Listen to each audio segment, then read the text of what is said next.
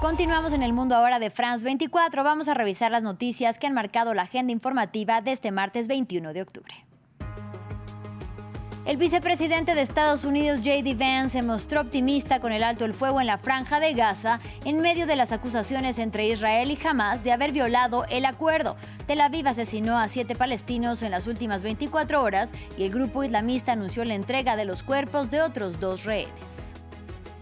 El expresidente de Francia, Nicolas Sarkozy, pasa su primera noche tras las rejas. Este lunes inicia así una sentencia de 5 años tras ser hallado culpable de financiar su campaña a la presidencia con dinero de la dictadura libia y se convierte en el primer exmandatario francés en pisar la cárcel. Álvaro Uribe Vélez fue absuelto de todos los cargos en el marco del proceso penal contra el exmandatario de Colombia, sobre el que pesaba una condena de 12 años en prisión domiciliaria por los delitos de soborno de testigos y fraude procesal. En nuestra sección En Contexto nos trasladamos hoy hasta Ucrania, escenario nuevamente de las discrepancias diplomáticas y pragmáticas entre Estados Unidos y la Unión Europea. Los discursos cambiantes de Donald Trump que Hungría sea sede futura de una reunión bilateral entre Putin y Trump y los posibles escenarios que se abren para una eventual posguerra dividen a Washington y a Bruselas una vez más. Lo vemos enseguida con Marta Moya.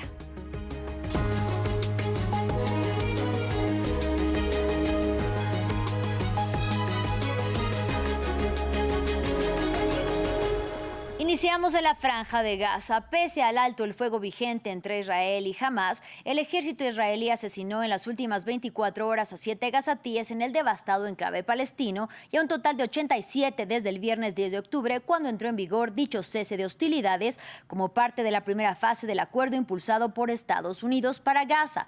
Mientras tanto, la ayuda humanitaria sigue entrando a cuentagotas y los palestinos tratan de racionar los alimentos por temor a que se quiebre la tregua. Estos son los detalles. La hoja de ruta de Trump para la paz definitiva en Gaza avanza a cuentagotas. Un intercambio de rehenes y prisioneros que ya se produjo, pero faltan cadáveres por llegar, y una entrada de ayuda humanitaria insuficiente según la ONU. Pero el mayor temor se produce en el cielo, y el mediador Qatar ya lo denunció. Reiteramos nuestra condena de todas las violaciones y prácticas israelíes en Palestina, en particular la transformación de la Franja de Gaza en una zona inhabitable para los seres humanos, la continua violación del alto al fuego, la expansión de los asentamientos en Cisjordania, los intentos de judaizar la mezquita de Al-Aqsa, al tiempo que afirmamos que la Franja de Gaza es parte integrante de los territorios palestinos del Estado palestino unificado. Los gazatíes, mientras, se preguntan de qué sirve un alto el fuego sobre el papel sin producirse sobre el terreno. Es el mismo sufrimiento, la tragedia es la misma. Estamos aquí buscando agua. Vengo desde lugares más lejanos solo para llenar un galón con agua que no puedo encontrar. Vas a comprarla, pero por supuesto, no hay manera, no hay liquidez y dicen que hay una tregua. Ellos violaron la tregua y afirman que nosotros la violamos. El vicepresidente estadounidense J.D. Vance aterrizó en Israel precisamente para supervisar una hoja de ruta que corre peligro. 2 días en los que se reúne con Netanyahu y compartirá sala con Steve Witkoff y Jared Kushner, quienes también se encuentran en el país y se reunieron este martes con rehenes liberados. Egipto también mandó al jefe de servicios de inteligencia, según medios egipcios. Unas visitas que se producen cuando el Ministerio de Sanidad gazatí reporta más muertes en el enclave. Lo dicho, en el plano diplomático, J.D. Vance llegó el martes a Tel Aviv para reunirse con los líderes de Israel. El vicepresidente de Estados Unidos busca garantías de que la tregua auspiciada por la administración Trump se sostenga tras la última ola de ataques israelíes del domingo que pusieron en duda la solidez del acuerdo. Tanto Israel como Hamás afirman estar comprometidos con el alto el fuego, pero los repetidos brotes de violencia han amenazado la frágil tregua. Y funcionarios de la administración Trump han expresado su preocupación porque este primer ministro israelí Benjamin Netanyahu pueda abandonar el acuerdo. Jesús Yajure nos amplía. J.D. Vance arribó a Israel para reforzar el frágil acuerdo de alto al fuego en la Franja de Gaza, El vicepresidente estadounidense estará en Medio Oriente hasta el jueves y este martes se reunió con el enviado especial Steve Witkoff y el yerno de Trump, Jared Kushner, miembros del Foro de Familias y Rehenes devueltos por el grupo islamista Hamas. En una conferencia pidió un poco de paciencia para el retorno de cuerpos. El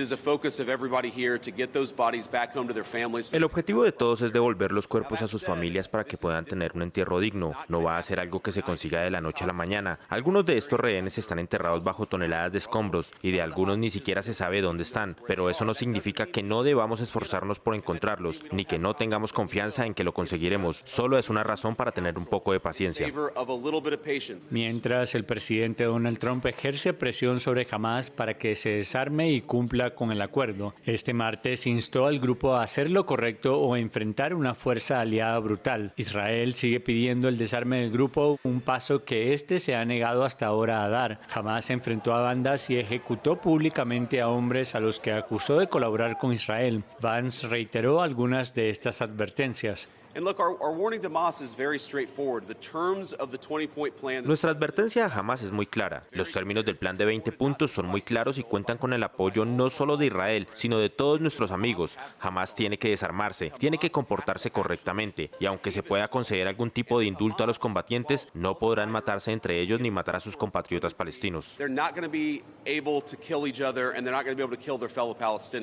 Hamas afirmó que había recuperado los restos de otros 2 rehenes y que tenía previsto entregarlos este martes, mientras la Cruz Roja informó que trasladó hasta Gaza los cuerpos de 15 palestinos, con lo que el total asciende a 165 cuerpos devueltos por Israel. En otro frente de guerra, los líderes de varios países europeos, entre ellos Francia, Reino Unido y Alemania, expresaron este martes su apoyo a los esfuerzos de paz en Ucrania del presidente estadounidense Donald Trump. Ellos respaldan su postura de que la línea del frente actual debe de ser el punto de partida para las negociaciones con Rusia. En tanto, continúan los ataques a una andanada de drones y misiles rusos contra instalaciones energéticas ucranianas que mató a 4 personas en la región de Chernihiv. Leurel nos amplía. En medio de la caída de las temperaturas, los habitantes de Chernihiv despertaron esta mañana sin electricidad, después de que los ataques aéreos rusos dejaran a la ciudad del norte de Ucrania sin servicios públicos. Vine a trabajar, pero no había luz. Luego tuve un descanso, vine aquí para cargar mi teléfono, pero había mucha gente y no pude entrar. Situada a unos 70 kilómetros de la frontera con Rusia, Chernihiv y su región han sido golpeadas en las últimas semanas por repetidos ataques con drones y misiles rusos contra la red energética ucraniana. Aquí, los residentes se preparan entonces para otro invierno de posibles apagones, lejos de la esperanza de un posible cese el fuego. Ellos simplemente atacan y destruyen todo. Esto no tiene fin. Quizá Europa nos ayude, tengo esperanza en eso. No tengo ninguna esperanza en Donald Trump. Del lado de la capital, Kiev, los ucranianos se muestran también escépticos ante la posibilidad de que Rusia deje de atacar, incluso si se acuerda un alto el fuego en las líneas de combate actuales. Temen también que Moscú pueda aprovechar la pausa para lanzar una ofensiva mayor. En mi opinión, puede volver a ocurrir lo mismo que en 2014, que Rusia acumule fuerzas. Es mejor que Europa se prepare y ayude más a Ucrania, porque si Ucrania cae, los países bálticos serán los siguientes. Donald Trump y su homólogo ruso Vladimir Putin tienen previsto reunirse en Budapest para conversar sobre un cese el fuego en Ucrania, pero la fecha sigue sin ser fijada. Y un encuentro entre el presidente de Rusia, Vladimir Putin, y el mandatario estadounidense Donald Trump todavía no se concreta para discutir la paz en territorio ucraniano. El ministro de Asuntos Exteriores ruso, Sergei Lavrov, informó que no había claridad en cuanto a las fechas del cara a cara que se celebraría en Budapest y cuyo anfitrión sería el primer ministro húngaro Viktor Orbán. Por su parte, en la misma línea que Lavrov, un alto oficial de la Casa Blanca dijo que todavía no hay planes para una reunión entre los presidentes en lo inmediato. En Francia, nunca en la historia de la República Francesa o de la Unión Europea un antiguo jefe de Estado había dormido entre rejas. Esta noche lo hará por primera vez Nicolas Sarkozy, quien llegó este martes a la prisión de Santé para cumplir su condena por el caso de la financiación libia de su campaña de 2007. Los detalles sobre cómo será su reclusión en el informe previo de nuestra periodista en París, Natalia Ruiz Giraldo. El expresidente de Francia, Nicolas Sarkozy, llegó sobre las 9:30 de la mañana, hora local, a esta prisión de La Santé, acompañado por sus dos abogados. Antes, todo el recorrido entre su domicilio en un sector exclusivo de la capital y esta cárcel en el sur de París fue emitido en vivo y en directo por las diferentes cadenas de televisión, no solamente aquí en Francia, sino en buena parte del mundo. A su llegada fue recibido por el director de esta cárcel, quien le dio las instrucciones, el reglamento de este lugar, y también se le creó su carnet de recluso. Ahí hay un número, este es el que permite que se pueda identificar cuando tenga que desplazarse en esta cárcel. En cuanto al lugar en donde va a permanecer, estará en total aislamiento, especialmente por razones de seguridad, en vista de que se trata de una personalidad. Nunca va a cruzarse con ninguno de los reclusos de esta prisión de La Santé. Estará entonces, o está ya, en una celda de unos 11 metros cuadrados con comodidades básicas, un sanitario, una ducha, una cama, un televisor y una línea telefónica, una línea fija. Él antes tuvo que dar a conocer cuáles son los números de teléfono a los que llamará. En cuanto a visitas, tendrá derecho a 3 por semana, de no más de una hora. También podrá ir al gimnasio. 2 veces por día tiene autorizado salir al patio para caminar un poco, un patio completamente sellado, y allí también estará solo. Les repito, estará él en completo aislamiento. Nicolas Sarkozy trajo algunos efectos personales, ropa abrigada, porque de hecho antes de entrar aquí recibió consejos de algunos de sus amigos que ya tuvieron la experiencia de pasar noches aquí en esta prisión. Le dijeron que se pusiera sobre todo tampones en los oídos para poder dormir, porque los demás reclusos hacen mucho ruido, y ese ruido se escuchó esta mañana justamente a la llegada del expresidente aquí, donde muchos gritaban bienvenido Nicolás. En cuanto a cuándo saldrá Nicolas Sarkozy de aquí, una condena de 5 años de prisión, pero sus abogados dijeron esta mañana que ya habían depositado una petición para que su cliente sea puesto en libertad. El Tribunal de Apelación tiene 2 meses para dar ya una respuesta a esta petición. En promedio se tardan cerca de 1 mes, así que por las próximas 4 semanas este será el lugar de reclusión de Nicolas Sarkozy. En información de la región latinoamericana, el expresidente de Colombia, Álvaro Uribe Vélez, fue absuelto en segunda instancia de todos los cargos: soborno de testigos y fraude procesal. La decisión del Tribunal Superior de Bogotá ocurre tras la apelación que hizo su defensa por una condena de 12 años de prisión domiciliaria que le fue impuesta en agosto pasado. No se acreditó ni directa ni indirectamente que Álvaro Uribe Vélez hubiera instigado la comisión del delito de soborno en actuación penal, y la expresión, comillas, que digan la verdad, no puede interpretarse como intención de inducir falsedad. Por tanto, la Sala revocará la condena impuesta a Álvaro Uribe Vélez como determinador del delito de soborno en actuación penal en el evento de Carlos Enrique Vélez Ramírez, y en su lugar lo absuelve por esta conducta. Se ordena compulsar copias para que se investigue a Carlos Enrique Vélez Ramírez por el delito de falso testimonio, dada su reconocida mendacidad, la admisión de múltiples versiones contradictorias y su conducta procesal. Es hora de En Contexto. Y ya está con nosotros Marta Moya para poner en perspectiva una de las noticias que marcan la agenda informativa del día de hoy. Marta, bienvenida. Hola Elena, muchas gracias. Buenas tardes. Bueno, pues vamos a hablar nuevamente de Ucrania y de cómo el tema de la guerra entre Rusia y Ucrania vuelve a ser de alguna manera discordia entre la Unión Europea y Estados Unidos. ¿Qué nos cuentas? Sí, Elena, la guerra en Ucrania, un punto de discordia, otro más en las relaciones entre Washington y Bruselas. Lo más reciente que hemos conocido este martes es que la Unión Europea y Ucrania estarían preparando una propuesta de 12 puntos para poner fin a la guerra, en la que una junta de paz presidida por Donald Trump supervisaría la implementación de ese plan. Parece que Bruselas quiere hacer lo que Trump hizo en Medio Oriente, pero involucrando, ellos sí, al presidente de Estados Unidos. Mientras Rusia, se ha conocido también hoy, habría presentado sus condiciones a Washington en las últimas horas, en las que reclamaría toda la región del Donbass, algo que de facto rechaza Trump, ya que ahora dice que la guerra debería acabar con la congelación de la línea del frente, y Rusia, como sabemos, no controla toda la región del este ucraniano. Así lo decía Trump el domingo. Durante la reunión con Zelensky, ¿le dijo que debía ceder toda la región del Donbass a Rusia? No, nunca hablamos de eso. Creemos que lo que deberían hacer es simplemente detenerse en las líneas donde están, las líneas de batalla. Ahora mismo hay una línea de batalla. El resto es muy difícil de negociar. Tú tomas esto, nosotros aquello. ¿Qué debería pasar con la región del Donbass? Que se quede como está. Ahora mismo está dividida. El 78% de territorio ya fue tomado por Rusia. Déjenlo como está por ahora. Pueden negociar algo más adelante, pero dije que corten y se detengan en la batalla. Váyanse a casa, dejen de pelear y matar gente. Los líderes europeos, en el marco de la llamada Coalición de Voluntarios para Ucrania, han presentado hoy un documento en el que afirman que las negociaciones podrían empezar desde las fronteras actuales de la ocupación, pero que deben seguir dotando a Ucrania de todos los mecanismos para defenderse de la agresión rusa. Esto después de que Trump se negara a entregar misiles de largo alcance a Kiev la semana pasada, algo que para Vladimir Putin era una línea roja. Veamos. ¿Dañará esto nuestras relaciones en las que parecía haber aparecido una luz al final del túnel?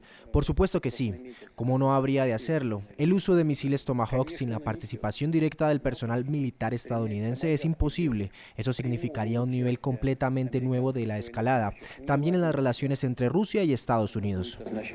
Parece que el bloque del viejo continente coge ritmo después de que Trump anunciara una cumbre bilateral con el mandatario ruso Vladimir Putin en Hungría, un país miembro de la Unión y un mayor aliado, ¿no?, para Moscú en las filas del bloque. Una reunión que no tiene fecha y que parece que se podría ralentizar por la renuncia de Rusia a un alto el fuego.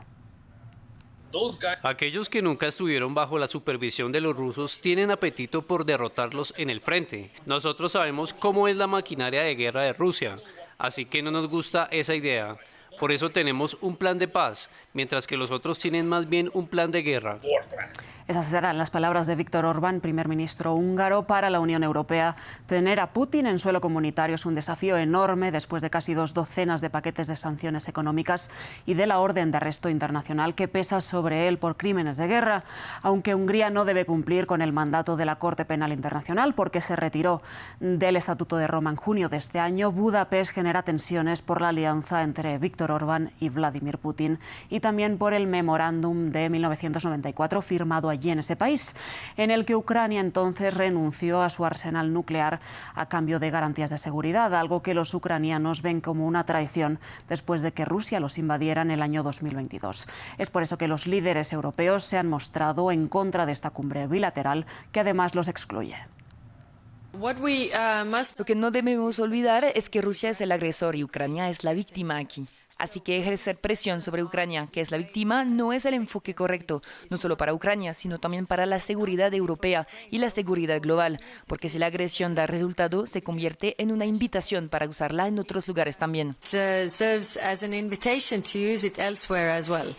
Corresponde a Ucrania decidir sobre sí misma y por su territorio, a los europeos decidir por sí mismos y por su seguridad. Así es como las cosas pueden avanzar y en ningún otro marco. Constato que desde el pasado mes de enero se nos dice que Rusia está lista para hacer la paz. Constato que desde el pasado mes de marzo el presidente Zelensky ha expresado oficialmente su voluntad de firmar un acuerdo de paz. Y simplemente constato que de manera reiterada es Rusia la que nunca acude a esa cita. Bueno, Marta, pues vemos cómo las posturas se van alejando y acercando respecto a Rusia y Ucrania, pero también cómo el propio presidente de Estados Unidos, Donald Trump, ha ido modificando su discurso desde su regreso al segundo periodo de la Casa Blanca en enero. Sí, Elena, es importante recordar estos virajes discursivos de Trump, porque recordemos que antes de las elecciones y de ganarlas, Trump dijo que resolvería la guerra en Ucrania en 24 horas, así que deben estar siendo las 24 horas más largas para el presidente republicano. Y eso se nota en el cambio de narrativa. El mandatario estadounidense ha pasado del amor al odio y del odio al amor con Volodymyr Zelensky. Le echó la bronca en directo, luego congeló las ayudas, las descongeló, dio ultimátums a Rusia, no los cumplió, amenazó a los países que compran gas ruso, luego se le pasó, se vio con Putin en Alaska, nada ocurrió. Zelensky ha tocado las puertas de la Casa Blanca en varias ocasiones. En septiembre, Trump dijo que Ucrania podría ganar la guerra, se planteó el envío de esos misiles de largo alcance Tomahawk y ahora estamos en que él nunca dijo que Kiev podría vencer a Rusia. Repasemos estas declaraciones. No tienen las cartas ahora mismo. Con nosotros las tienen. Están jugando con la vida de miles de personas. Están jugando con la Tercera Guerra Mundial. Están jugando con la Tercera Guerra Mundial. Lo que están haciendo es muy irrespetuoso hacia este país. Los hemos ayudado mucho más de lo que muchos decían que debíamos hacer. Cuando los habitantes de Moscú y de todas las grandes ciudades, pueblos y distritos de Rusia descubran la verdadera naturaleza de esta guerra, la casi imposibilidad de conseguir gasolina a través de las largas filas que se forman y todos los demás problemas que afectan a su economía de guerra, donde la mayor parte de su dinero se gasta en combatir a Ucrania, que tiene un gran espíritu y cada vez mejor, Ucrania podrá recuperar su país en su forma original y quién sabe, quizá incluso ir más allá. Bueno, aún podrían ganar. No creo que lo hagan, pero aún podrían ganar. Nunca dije que ganarían. Dije que podrían ganar. Cualquier cosa puede pasar, ya sabes, la guerra es algo muy extraño. Bueno, Marta, y en medio de todo este discurso tan cambiante por parte de Donald Trump, ¿cómo está la cosa en terreno en Ucrania? Bueno, pues los ataques rusos sobre Ucrania no han parado. Hoy mismo las tropas de Moscú han seguido su ofensiva sobre el este del país, del que controlan cerca del 80% de esa región del Donbass en estos momentos. Esos ataques ahora preocupan porque se acerca el invierno y la infraestructura energética es el objetivo de Moscú, mientras Ucrania también ataca este tipo de instalaciones de gas y petróleo dentro de Rusia con miras en mermar la economía del Kremlin. Mientras tanto, en Europa, estas últimas semanas ha habido amplios esfuerzos en buscar un bloque común, primero para usar los activos congelados rusos para reconstruir Ucrania y luego para levantar un muro antidrones ante las recientes amenazas en el territorio tanto de la UE como de la OTAN. Europa enfrenta un aumento extraordinario de ataques híbridos. Cada vez que un dron o un avión ruso viola nuestro espacio aéreo, existe un riesgo de escalada, sea intencionada o no. Rusia está jugando con la guerra y estamos yendo más allá del terreno del conflicto hipotético. Y por lo tanto, Marta, pues precisamente en este panorama actual, ¿qué escenarios se pueden esperar y observar más bien en una eventual búsqueda de cese de hostilidades y de paz duradera entre ambos territorios? Hablaríamos, Elena, de un cese al fuego, efectivamente, porque un acuerdo de paz parece más improbable, al menos en estos momentos. Lo que señalan los analistas y expertos es que lo más viable ahora sería una congelación controlada de la línea del frente, además de congelar la eventual membresía de Ucrania a la OTAN. Habría que ajustar las sanciones económicas a Moscú si cumple lo pactado, así como limitar el uso de los activos rusos congelados a una reconstrucción bajo supervisión internacional. Además, los territorios ocupados en Ucrania no se reconocerían de jure, es decir, legalmente, sino como una suerte de realidad temporal, dicen asimismo los analistas. Esto iría de la mano de una reconstrucción de las defensas de Ucrania, pero para todo ello habría que buscar garantes confiables, algo que es más difícil, así como buscar un plan maximalista, que ahora mismo no tiene mimbres de prosperar, dicen todos los analistas. Marta, bueno, pues este gran panorama que nos has hecho sobre un conflicto que ya se prolonga por más de 3 años y que, bueno, tiene a las potencias económicas divididas también. Sí, Elena, y seguirán. Gracias. Muchísimas gracias, Marta Moya, como siempre. Gracias. Y gracias a ustedes por su compañía. En breve tenemos más información aquí en France 24. No se vayan.